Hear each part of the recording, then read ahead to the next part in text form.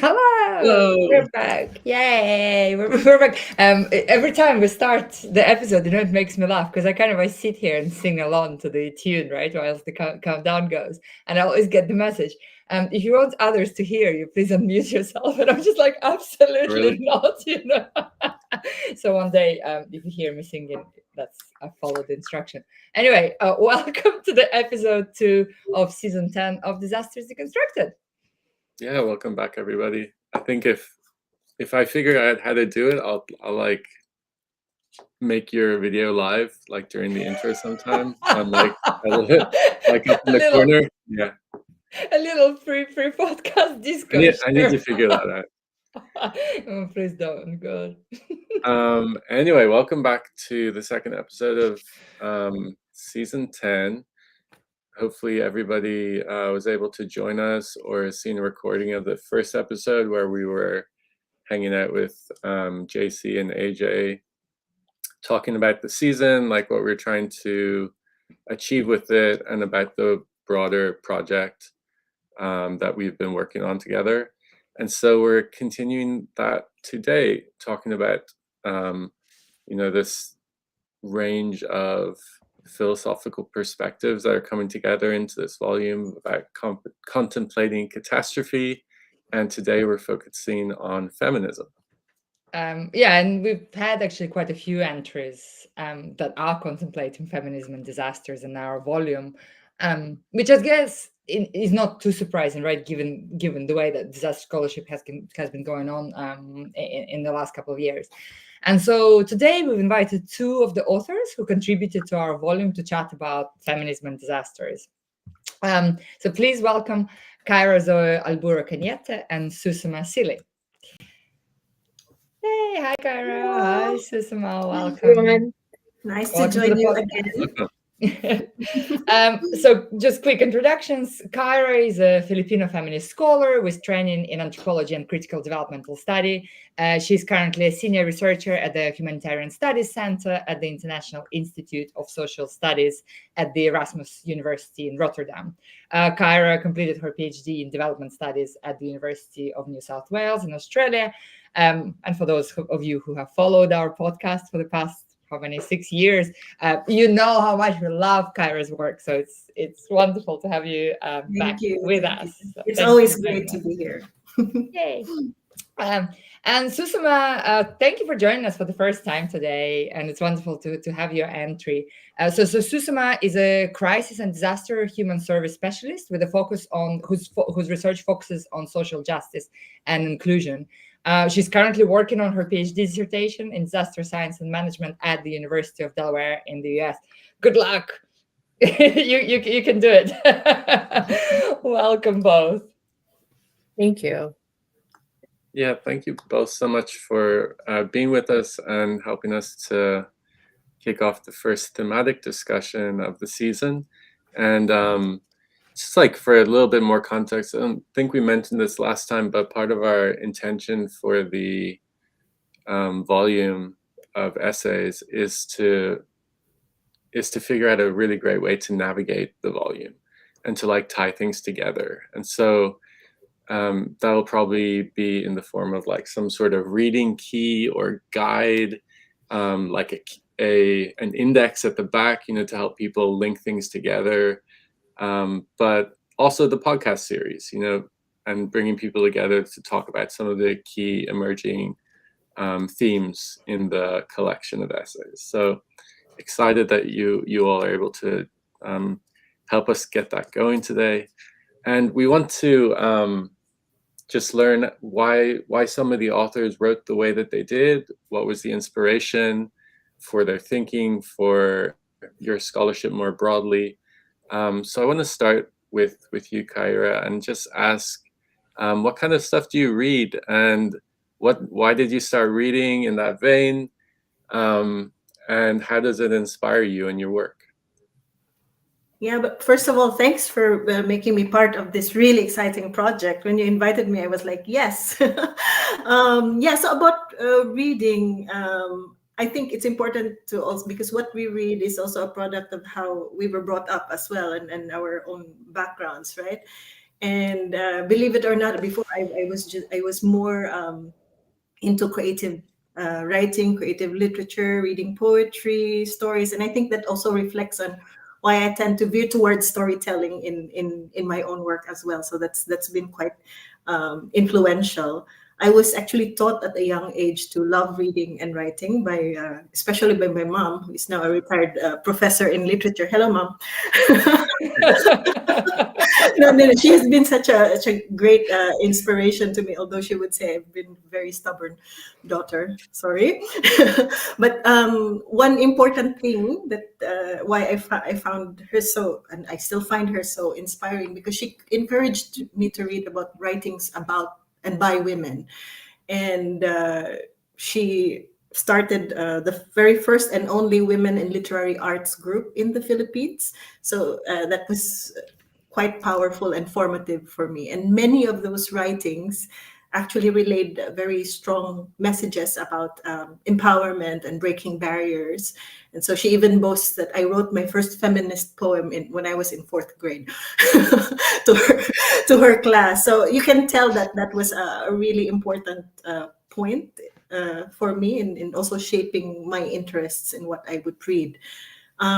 In terms of reading per se now, I tend to be very eclectic, not so much like focusing on just one area, because I want to see different perspectives on an issue.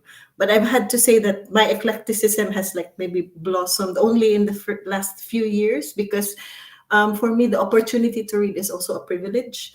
When I was part of the academia in the Philippines for many years, it was difficult to even publish because I could not access the literature, and I would get rejected because I did not read this author or that kind of writing, and so on. But now I am in a more privileged position, and it makes sense that I also get to read more things which I really enjoy.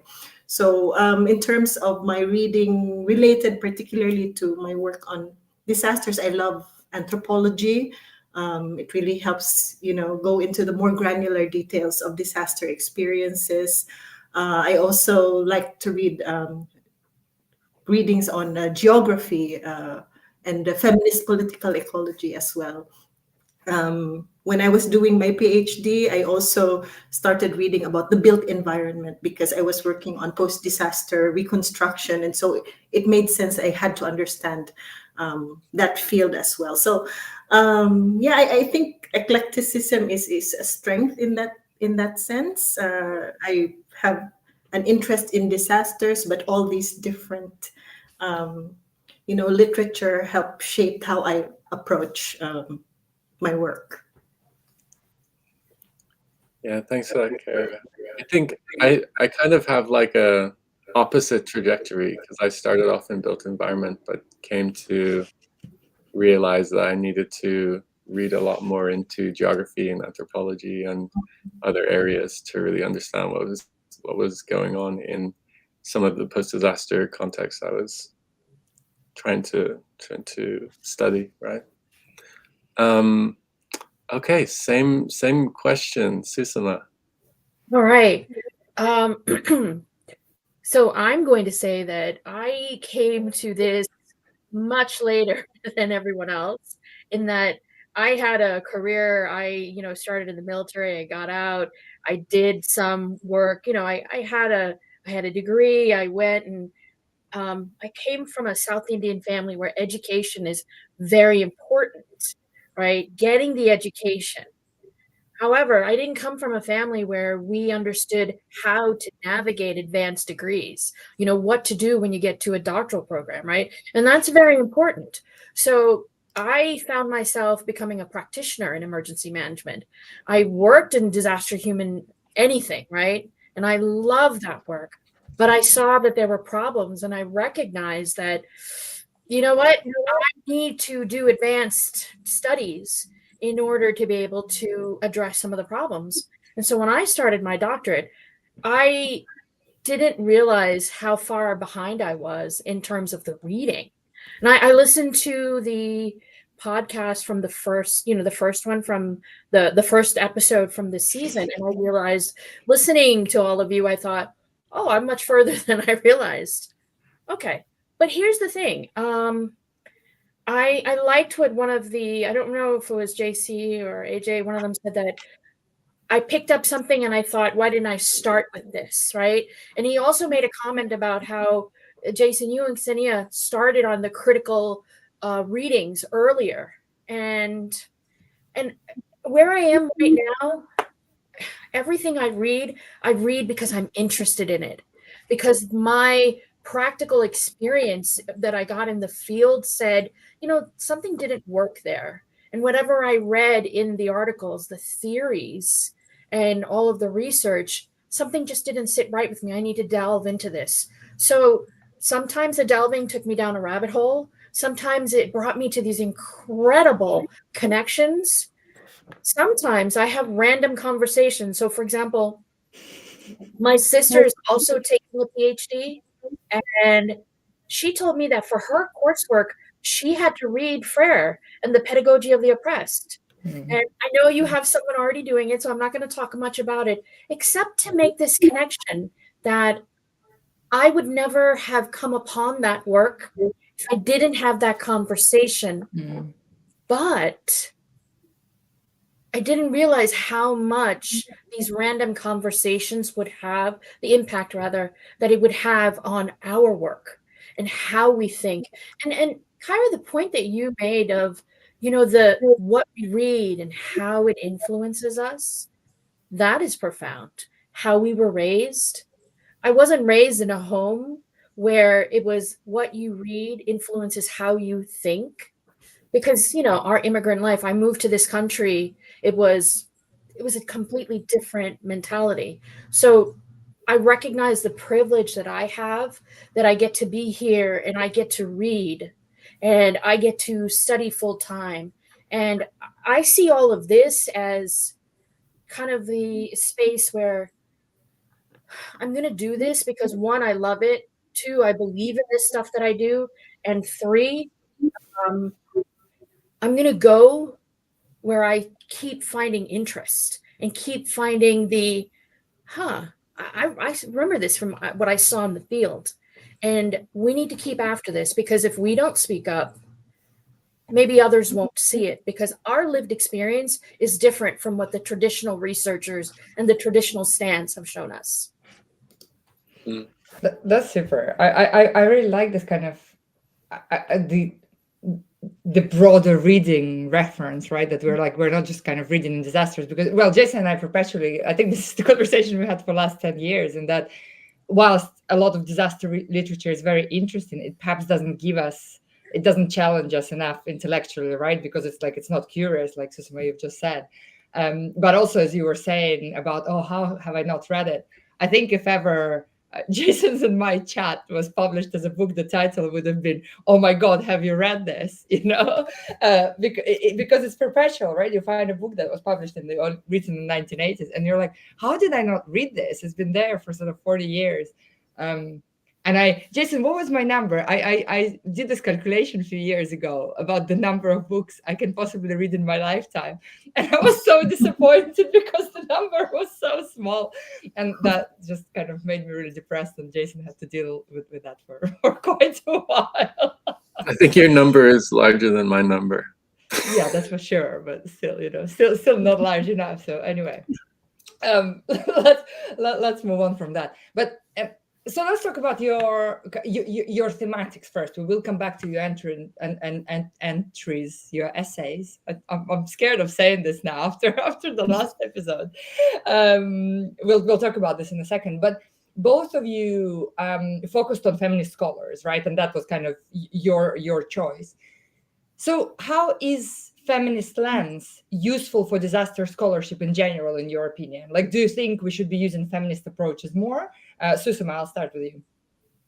Okay, so I'm going to just acknowledge that I have feminist scholars in this space that we're in, and I like to be that generalist because that's where I excelled in my work. And there's a reason for that. We need to be generalists because it allows us to expand. So I'm going to take a generalist approach. I know that's the practitioner in me speaking, But let's take feminism for a moment as a path forward, as a jumping off point, as a space that allows us to expand. And I find that to be a way to use it to, and you recognize that I'm obviously trying to find words that are less what's the word I want to say, controversial, because I mean, let's call it for what it is. Feminism is always seen as controversial, and all of the thoughts that go with that and the backlash. But the truth is, I find feminism as a way forward, because my journey through feminism led me to such rich material and rich avenues forward, because it opened the way to including other perspectives, other lived realities. It opened the way for me to say, oh, you mean I don't have to always process a situation this way? Oh, you mean my thoughts and my emotions, oh, they are valid, and there is rigor in my story? Oh, and so validating my life and everyone else's. And so our discipline, both the practice and the academic aspects to it, there is an evolution that is always happening. And feminism is but is a path forward, right? Not to minimize it. And I recognize that it doesn't work for everybody. But I think we also recognize that no single theory or framework works in every space every time. Really nice. Kaira, what about you? Should we be using feminist approaches more? Yes. The shortest answer ever on this podcast. Yes. That's my short answer. But yeah, I fully understand what Susamma was saying earlier. And I mean, as someone who self-identifies as feminist as well, and I tell you, I've been advised, like, don't put that in your CV or don't put that on your LinkedIn because it's gonna invite people. It's like, there's a lot of misunderstanding about what feminism is, and then I get what Susamma meant when it tends to be controversial, but for me it's not controversial at all, because for me, when I encountered feminism, it's a term, it's a feeling that gives me so much joy. It's not something that is negative at all. It gives me so much joy, and it has brought just so much spark in my life that I cannot imagine doing the work that I do and not having that kind of identity embodied in my work, not just as an academic, but in my day-to-day life.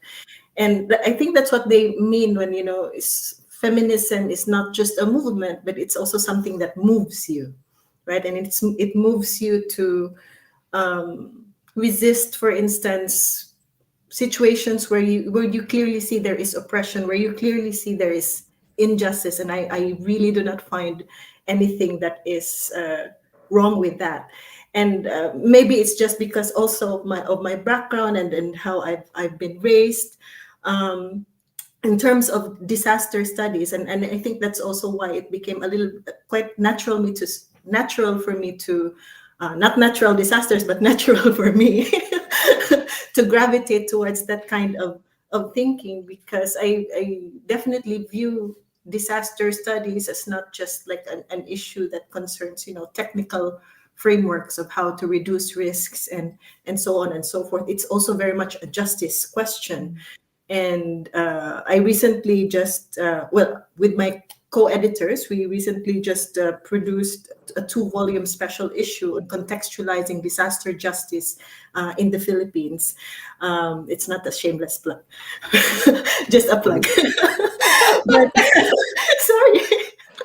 No, but one of the things that I realized also when I'm working with these different people is that more and more I'm convinced of the relevance of feminist perspectives in these conversations. So at least for my own work, it made me more attuned to issues of power in the way I conduct research. And feminist methodologies are very strong on that, on issues of positionality, of reflexivity, and very social justice oriented research.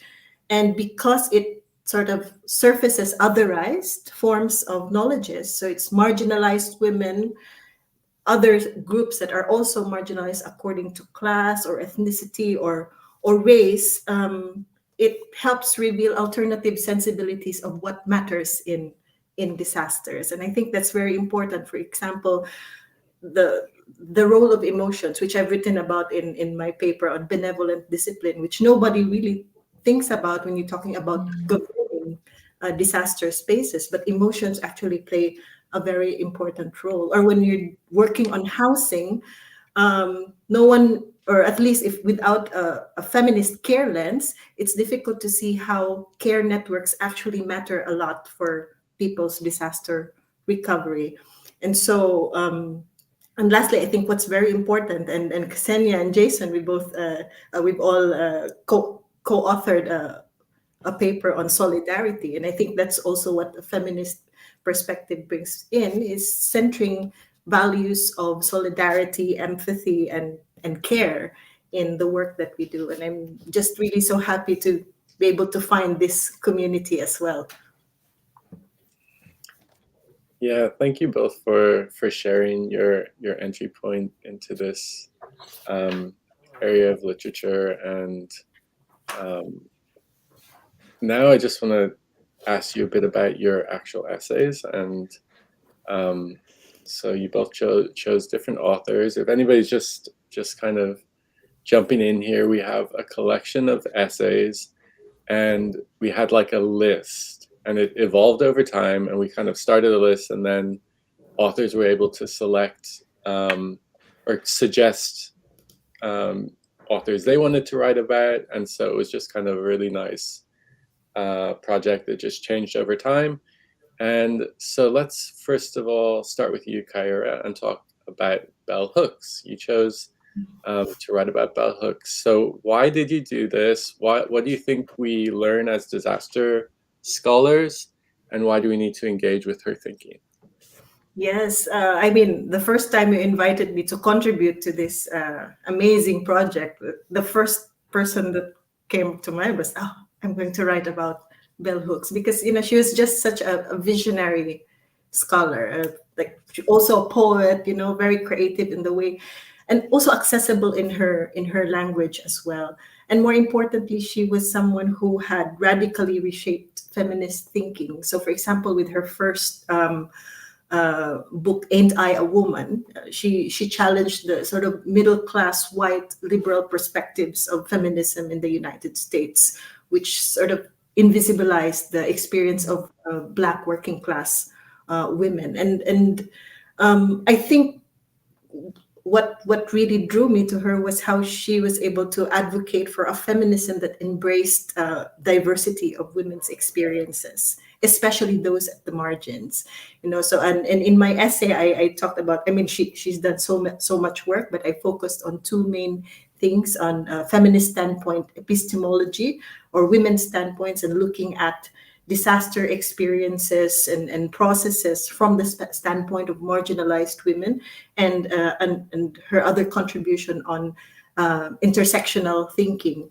And her work really spoke to me at even a visceral level. And we were talking earlier about reading, right? And when you're doing literature, yes, you're taking notes, but when you read something, and then you feel something as well, you feel that excitement, that bubbling sensation that you can't just this is something that's really very having a profound impact on you. And it was actually very influential for my own PhD project. When I read her classic work, I think it was The Marginality as a Site of Resistance. And that was published I think in the 1990s. It actually inspired me to develop my methodology, which is photocuento, because the idea was that we take the marginality not as a sign of deprivation or dispossession, but it's actually a political standpoint, which enables you to open possibilities, right? And so that was a very powerful influence on me. And it was also through a conversation I had with a friend. It's like, oh, I'm reading bell hooks and this particular article, and when I read it, I was like, yes, I felt something. And I think in terms of relevance to disaster studies, first, for a field of disaster studies that advance critical perspectives, because not all would embrace a critical disaster studies agenda, unfortunately, but we hope to change that.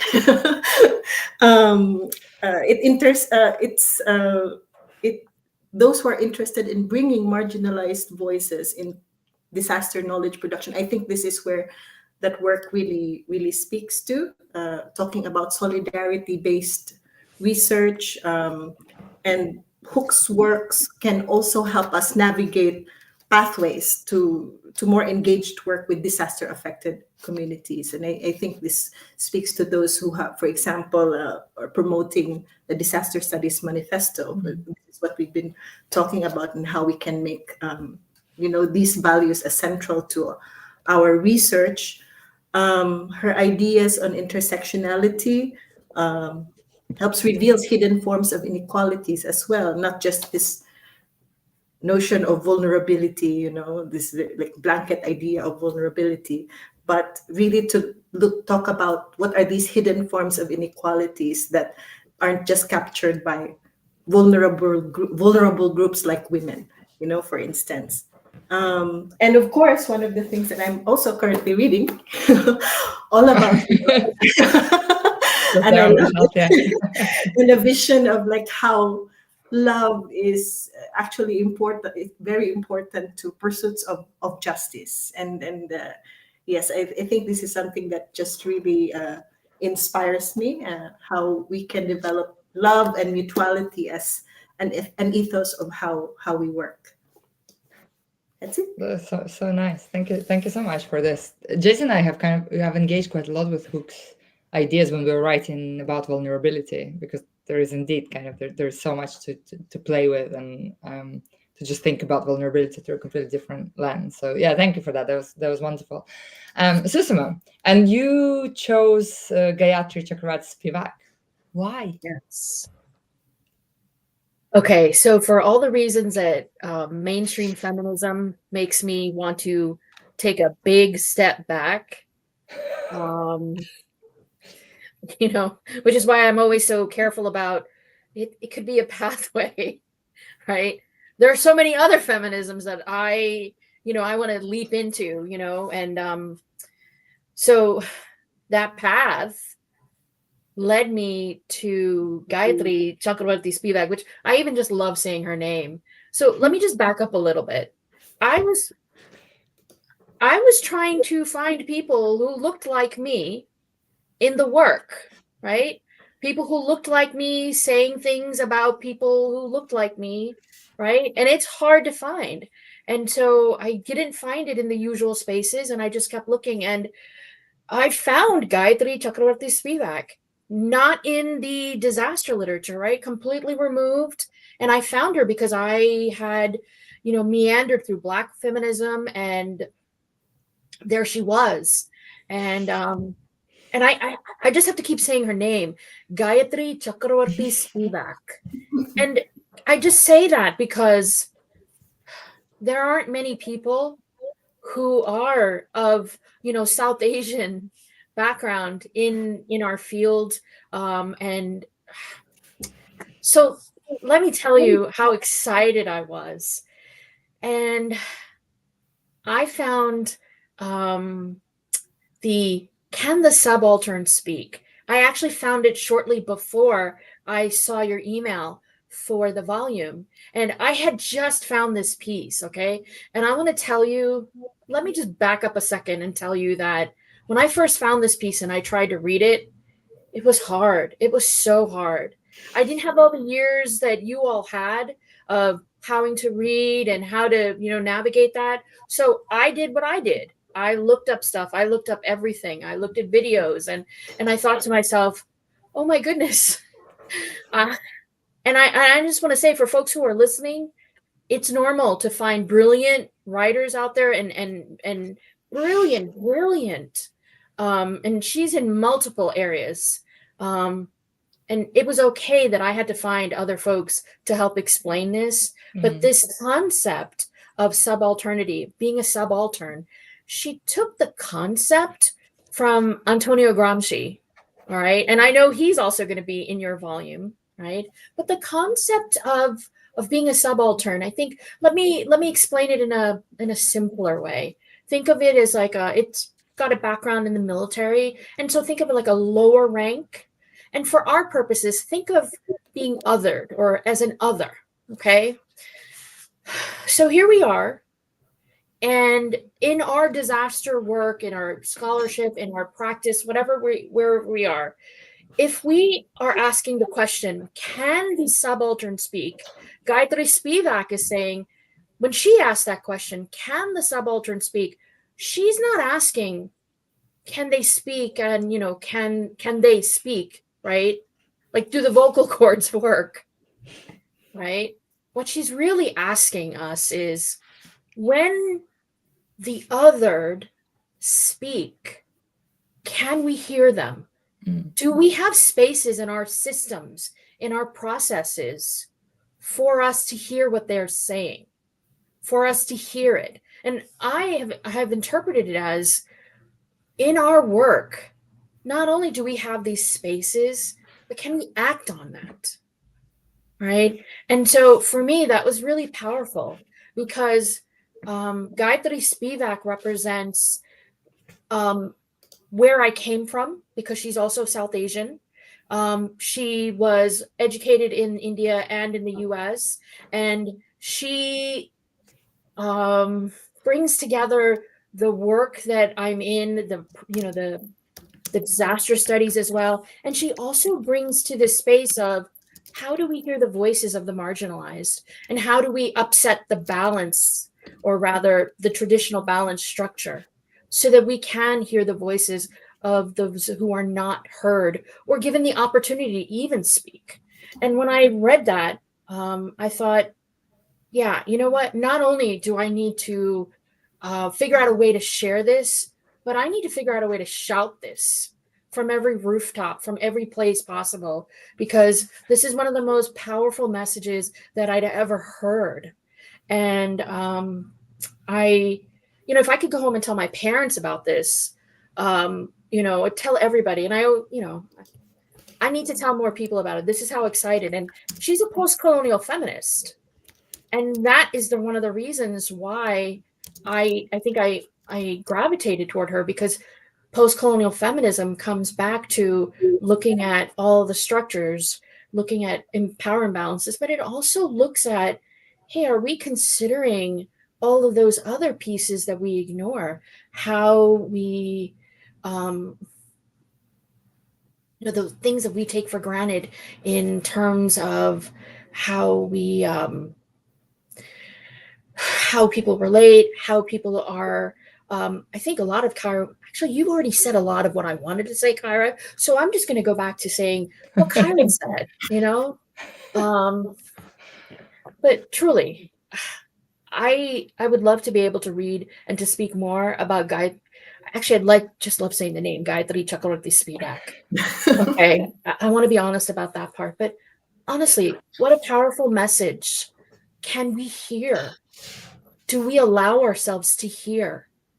Because we've made space, because we've put aside our own power so that we give them power to speak what they need to speak so that we can act on it.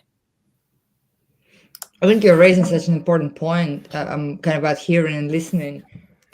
And now I cannot remember whether it was Astor Taylor or Geordie Dean. I think it was Astor Taylor who kind of wrote as listening as a like act of solidarity. And Kaira, Jason, we remember we were like talking about this, right?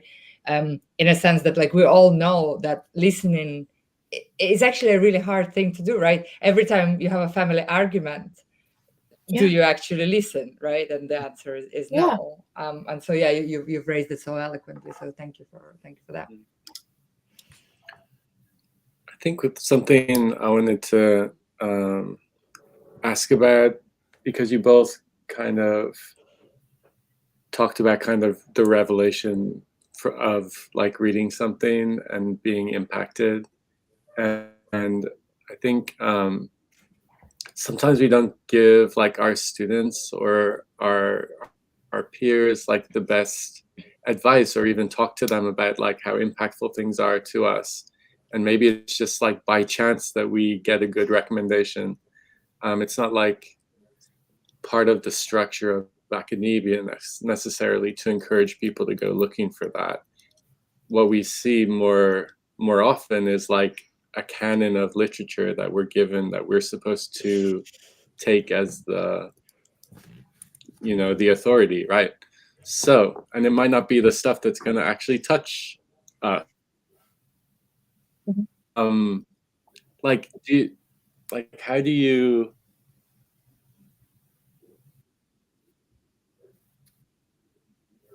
very interdisciplinary? Do you see people that are like really excited about things, like changing the way that they write, the things that they are interested in based on like discovery? Or do you think we're having do you think we have a problem with that? Like, that's kind of one of the things that we were trying to struggle with in putting together this project, you know? You know, how do we address the fact that some people never discover these things? Jason, can you repeat? I think we missed some of what he was asking. Yeah, you kind of broke a bit. Oh no. Okay. I was just saying in a very inarticulate way, how like so Kseniua and I with this project, we were trying to figure out why it seems like our body of knowledge in disaster studies is like lacking kind of inspiration, lacking that thrill of you were both talking about. And you know, do you see it? Do you see that discovery happening with peers in the literature? And if not, like, how do we address that? How do we make sure that people have more of that revelation that you both spoke about? Kaira, do you mind if I go first? Go ahead.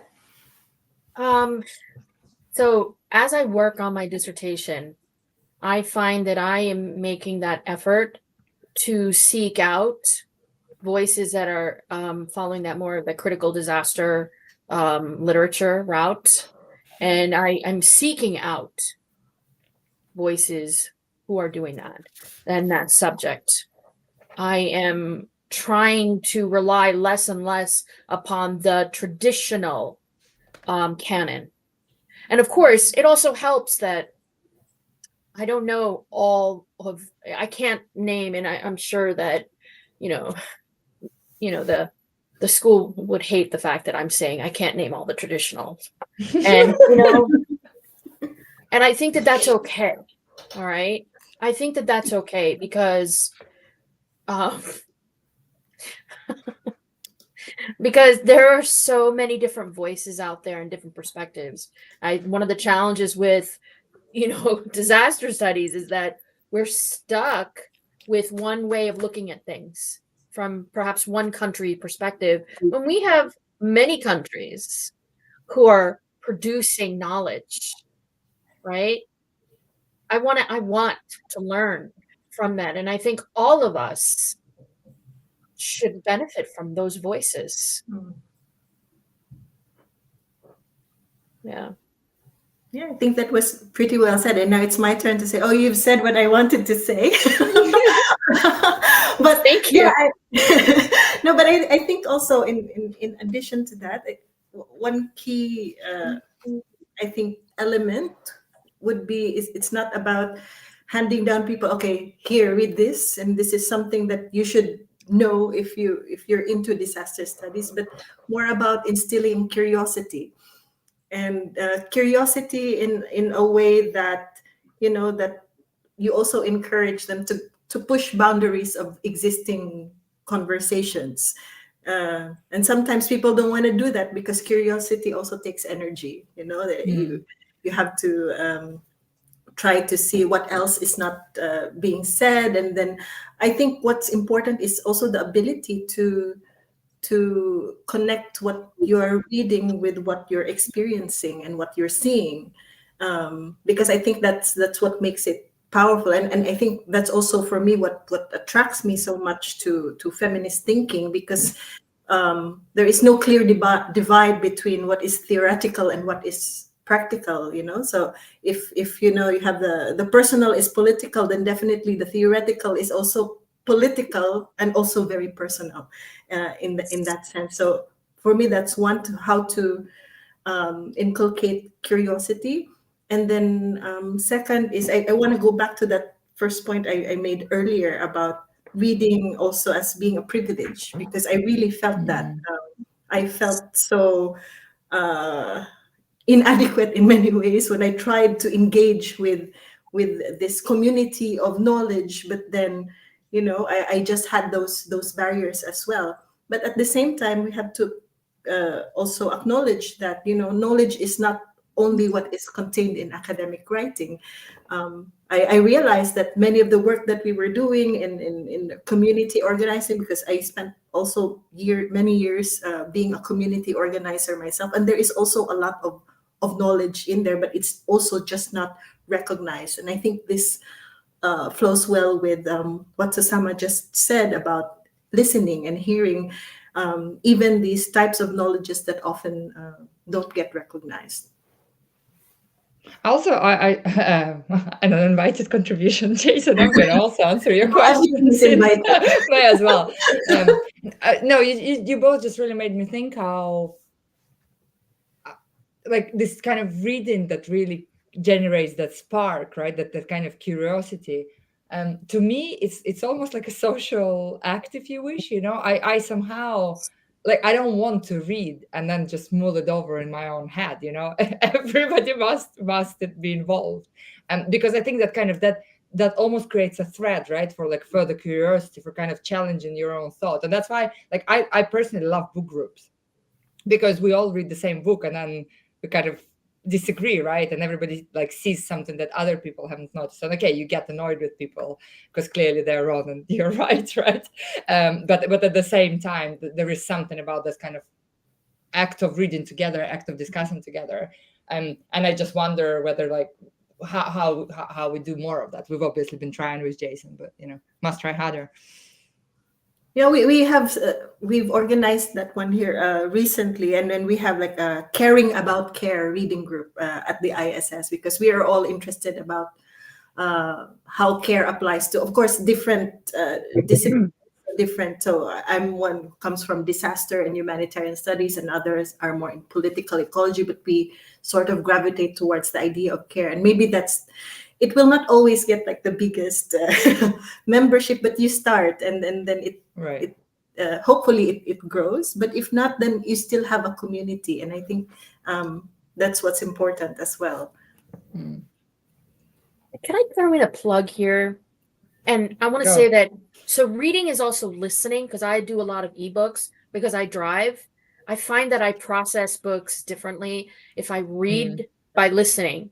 And I've read a lot of my Black feminists by listening to them first. And then I find that there's I get that visceral reaction. And I realize that, we spend a lot of time learning, and the more we learn, the more we realize, oh my gosh, we have so much more to learn, right? And so when we're in that act of listening and our thoughts are flying and we are all of the stuff that we've learned, there's just this magic that's happening as I hear the words. And I want, whoever is listening to this, because I know that you all have a wide audience, I want to encourage those who are either new to this space or practitioners who are coming through, or folks who might be, who don't come from families who have, a long line of doctoral, backgrounds or whatever they want to call it, that you can start at any time. I started my doctorate. I was in my mid-40s. By the way, I'm still in my mid-40s. All right. I just want to point that out. But we can start at any time and we can learn. And we can feel this magic and this curiosity because this curiosity is still there for us. And we can discover it at any point. It doesn't go away, right? Because we reach a certain age or because we didn't hear it from the right canon or the right line of, the tradition. And I want to make sure that everyone who's listening recognizes that. Yeah, I like that a lot. Thanks, Susamma. Makes me think about just the way that we've talked about this before, Ksenia, about training, different training traditions within our disciplines, and some of our students, some of our peers coming through are getting very different experience and exposure to others, and just to be sensitive to that, when we're engaging in our field, because some people have had so few opportunities to engage in different literatures. I always love spending time with anthropologists and geographers with kind of more broad exposure to literature, because I feel like my introduction was pretty narrow for sure. I wanted to just kind of move on to just ask you a couple questions about your vision for our field. Maybe start with you, Susamma, and ask you, what's your biggest hope for disaster scholarship and practice?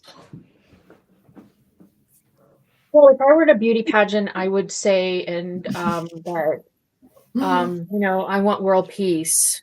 And I say that almost because my answer would be, I want so much, but the truth is, I think that I want us to add more of the decolonizing to everything that we do. So we do feminist approaches, all right? But we also add decolonizing to everything that we do, because so much of the world is a former colony. Some spaces that we live in are also settler colonies, right? Like the place that I live in right now. So we add decolonizing to everything that we do. It expands, it upsets power imbalances. That might be the hill that is it the hill that you stand on? I've been in this country almost 48 years and I still don't know my idioms, okay? Is it the hill that you die on or the hill that you stand on? I don't know. All right. Yes. Do both or neither. Yeah. Yeah. Netherlands doesn't have hills, so. Okay. I don't know. Yeah. All right. Sorry. Okay, that was my wish. I guess for me, I was actually thinking of what I'm hopeful about, amidst all this craziness and despair that actually feel every time I read the news and all the crisis that a lot of people are going through. But I think going back to that question, I think it's more important now to have hope, because hope is actually also what will drive us to endure and to achieve a vision of what we want, not just for disaster studies, but for people, for societies affected by disasters and other forms of crisis. And I think where I'm working now and the kind of communities that I'm engaging with, both practice as well as academic communities, I find that there is a lot of inspirational things that are going on. I mean, our work, Ksenia, at the Journal of Disaster Studies, there's a lot of really inspiring work as well that we can all learn from, and this very multidisciplinary approaches that we're taking. It's not very discipline specific, because of course disaster studies is also very broad, and I also see promise in that, to really harness the strengths of coming from different backgrounds, as Jason was coming from anthropology or geography, and even the built environment architecture. I think there's strength in finding ways that we can actually be in conversation with each other. It's not always easy, I know, but I think it's one way to also move forward, to get us interested in these different aspects, because disasters is really very much multi-aspectual.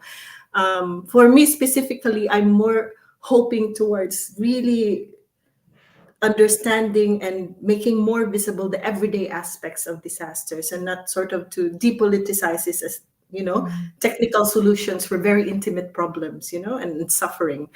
And one way to really do that is to really bring in the perspectives of those who are actually most affected. And I think this connects well with Susamma's point earlier about, we also need to talk about the issue of how we can develop an anti-colonial scholarship, a feminist and anti-colonial and anti-capitalist type of scholarship. Maybe that's but you did say vision, so that's a vision, right? Yes. And perhaps one of the things that we can also talk about is how we can integrate more this perspective of the human and more than human, and if we talk about disaster as a justice issue, then maybe it's also important to talk about multi-species justice when we talk about disasters. And these sort of different frameworks and mindsets and theories can maybe help us talk about how we can develop more methodologies that would align and would help us achieve that vision, and really create equitable research partnerships as well. And it does not get lost on me that now I'm a Global South scholar based in the Global North. So that's really shifted my own positionality, and it's something that I'm always really thinking about when I'm engaging with people in different parts of the world. Because not too long ago, maybe long ago, but for me it's not too long ago, I used to be that local partner, and then that sort of shifted the position, and yeah, this is something I'm also trying to navigate, is how we can develop these truly equal partnerships between different researchers based in different localities. Yeah. Thank you so much for these reflections, and for for the hopes, for sharing your hopes with us. This conversation has been great. We knew that this is going to be fun and we can go on forever.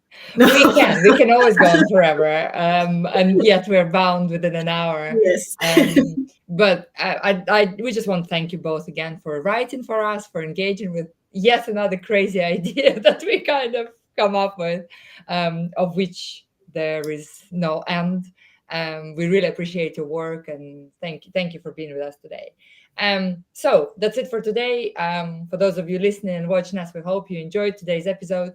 Please join us on Monday, 7th of April, when we will be chatting about urbanism, technology, and all other weird and wonderful things with Kevin Grove and Zachary Loeb. We'll see you all then. Thanks so much. Thank you. Thank Bye. you. Thank you.